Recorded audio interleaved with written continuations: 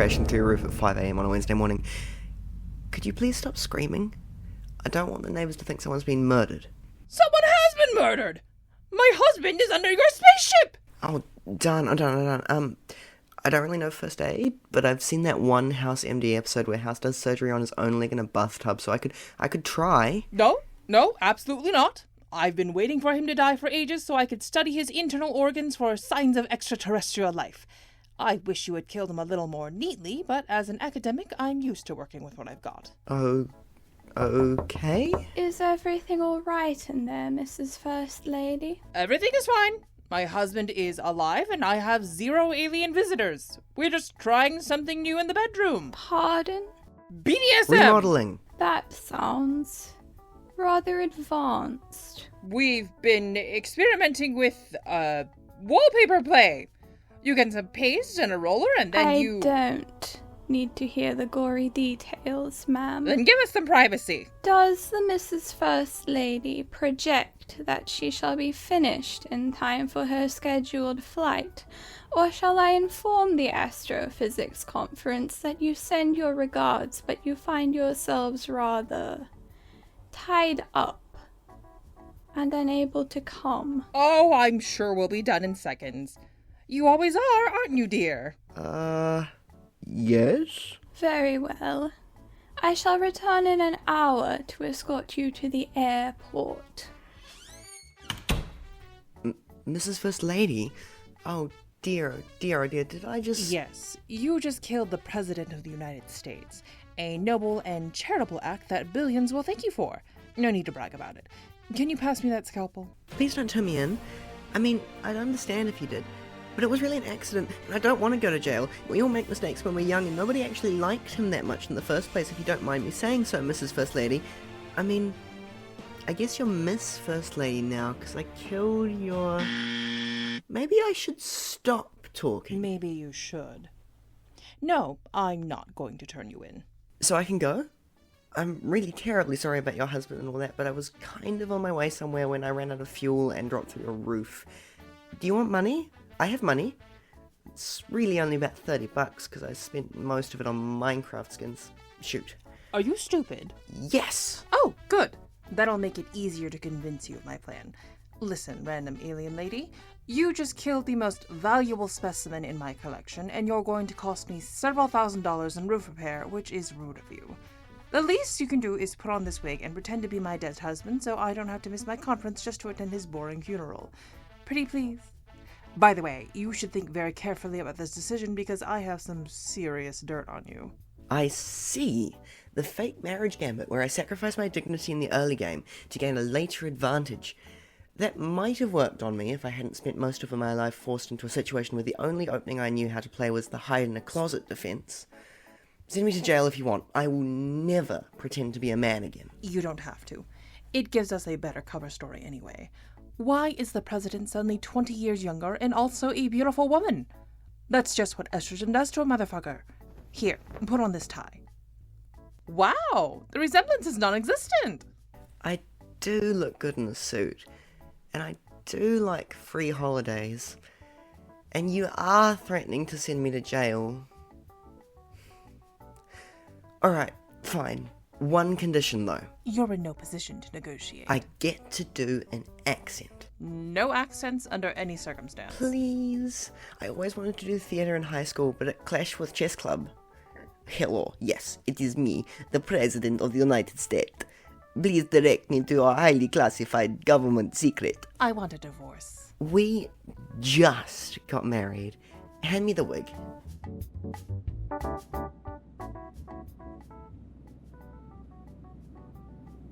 Hey everyone, you're on a plane. That's pretty cool. There are, emergency exits, but I'm not sure where they are.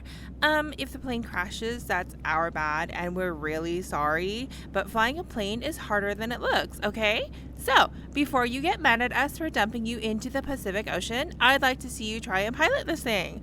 You couldn't even get it off the ground.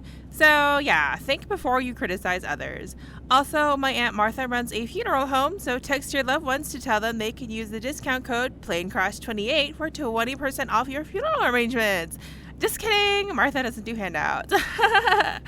You're paying full price just like the rest of us lowly mortals. Thank you for flying with United.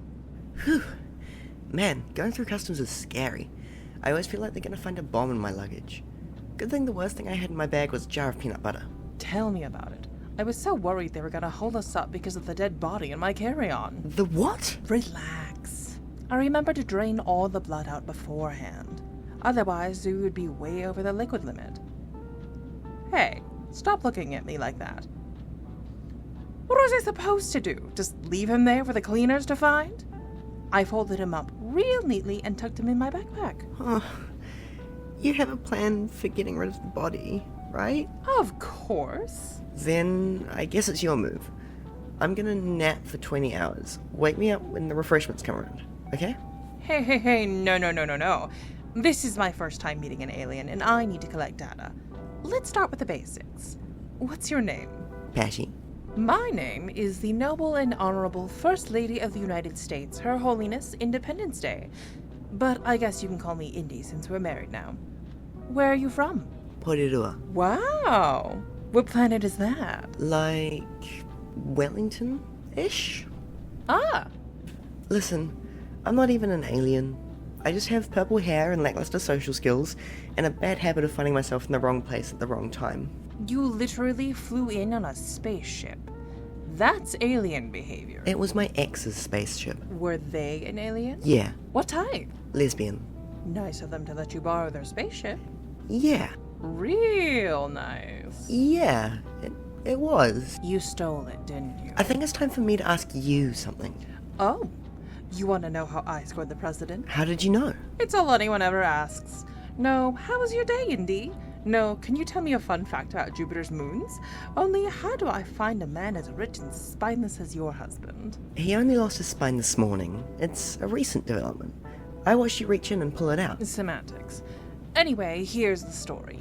Ever since I was a little kid, I was always fascinated by space. I wanted to be an astrophysicist until I realized it was all math. Then I wanted to be an astronaut until I realized the food was shit. Finally, my mom asked why I couldn't just get a degree in something sensible, like art history. So despite her, I went to medical school and passed with all A's. I wanted to get a job doing alien autopsies. But when I brought it up at the hospital job interview, the hiring staff got real quiet. Right. They suggested I seek psychological counseling and gave me a pamphlet. I suggested they seek medical attention and gave them a nasty bruise. As I was running from security, I glanced down at the pamphlet and was struck by a powerful vision. That's an interesting way of describing getting tased. No. It was a powerful vision of a gap in the research field. Nobody has ever studied the psychology of aliens. Let me tell you, they have some serious issues with emotional vulnerability. Is this about your ex-girlfriend again? No. Uh-huh. Now, let me show you the one thing I learned from my degree. Put on these sunglasses. Huh? Okay.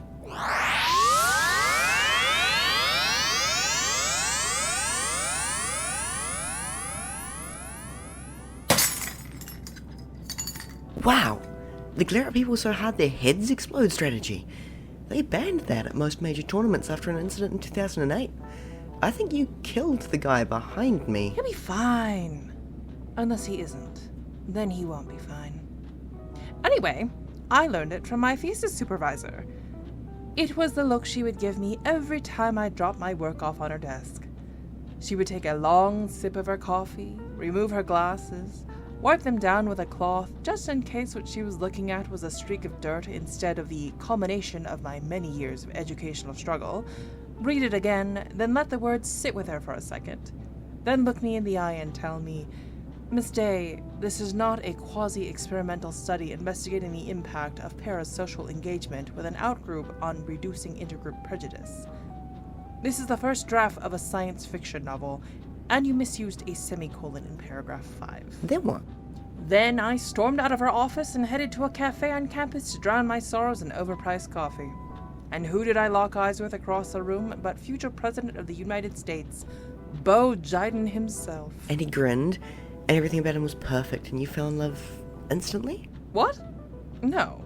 He was eating yogurt with a fork, and I thought, man, what a freak. The only logical conclusion was that he must be an alien. So I took him out on a date to study him up close. My suspicions were confirmed when I took him to see the thing, and he spent the whole movie crying and shielding his eyes on the screen. I figured he must have felt really homesick, so I patted him on the back and let him throw up in my empty popcorn bucket. I didn't realize he was just some guy until 4 years into our marriage, and by then it was too late. If we got divorced, I'd have to admit to my thesis supervisor that she was right all along. Aliens aren't real, and the psychology of boring old men has already been studied so extensively that there wasn't a single neuron in his brain I could wring a research paper out of. Oh, we're here. We still have over half of the flight to go. I told you I had a plan to dispose of the body, didn't I? See that lake down there? Now, you hold the bag while I...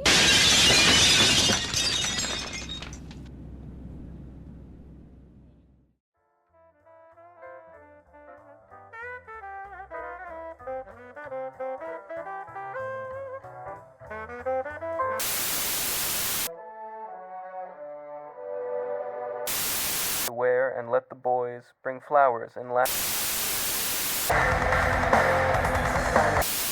Tonight, our breaking story comes from 30,000 feet in the air, where the First Lady Independence Day was sucked out of an aeroplane after an unexpected window failure, purportedly caused by her smashing the glass with a brick. She was saved by her wife, President Bo Jiden, who is looking great these days, by the way.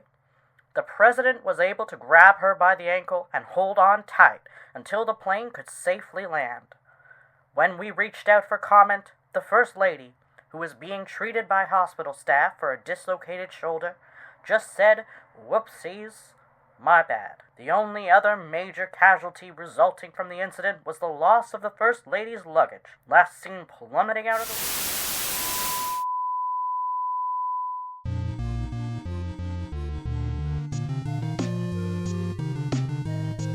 But it doesn't say anywhere in the rule booklet that chokeholds are prohibited. It's kind of an unspoken rule. Let go of Stanley.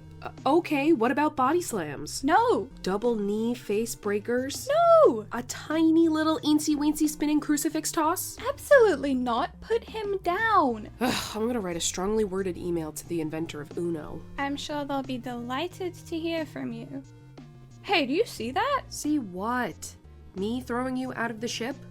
Yeah, I see it in the not-too-distant future. No, falling towards us. It looks like a backpack? Oh, open the hatch and catch it. There could be snacks inside. Oh, or a bomb. I got it. Looks like it's just clothes and stuff. Oh, and a jar of peanut butter. Does anyone have any allergies? Boring! Toss it back out. Wait. There's a label. Do you know anyone named Patricia? I'm sure there are lots of people named Patricia. Give me that? Do you think the owner would mind if Stanley took this jacket? He thinks it's really cute. Whatever. Listen, I'm bored of Uno. Let's play Monopoly. Last man to lose both of his kidneys wins. Sure, I mean, who needs kidneys? That's the spirit.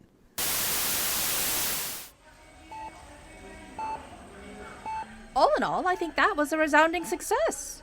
I would hate to encounter your interpretation of a devastating failure. Well, we got here in one piece. Mostly one piece. We dealt with our little problem with style and panache, and tomorrow I get to spend the whole day relaxing at the astrophysics conference while you're off playing golf with the Prime Minister of Australia. What? Oh, you thought we were here for fun? No, it's an election year, sweetheart. It's time to reaffirm some existing allyships and give the papers something to gossip about before the primary debates on Thursday. The what? Why don't you get some sleep before your big day tomorrow? I got the staff to bring in your stuff. Your bag should be in the corner somewhere. If I had just remembered to fuel up before I left, I would be at the Idaho Potato Museum right now, admiring the... What? What is it? Hey, are you mad at me? Please don't be mad at me. Indy, we threw out the wrong bag. Your husband is in here, and he's starting to stink.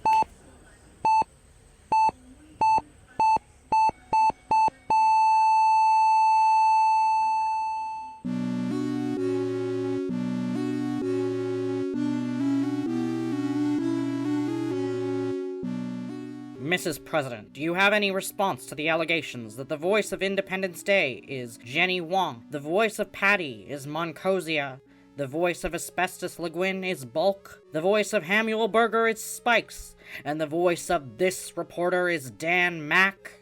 Well, that's, What about the damning claims that Jenny also voiced an airline announcement and Spikes also voiced a butler? Would you say this is indicative of the podcast's lack of budget, or merely a testament to the incredible range of these talented performers? can I say no comment? Are you ever going to address the rising concerns of the general public that the editor of this podcast is Sarah, the episode art is by Bulk, and the script is by Spikes? The president isn't taking further questions at this time. Come on, run.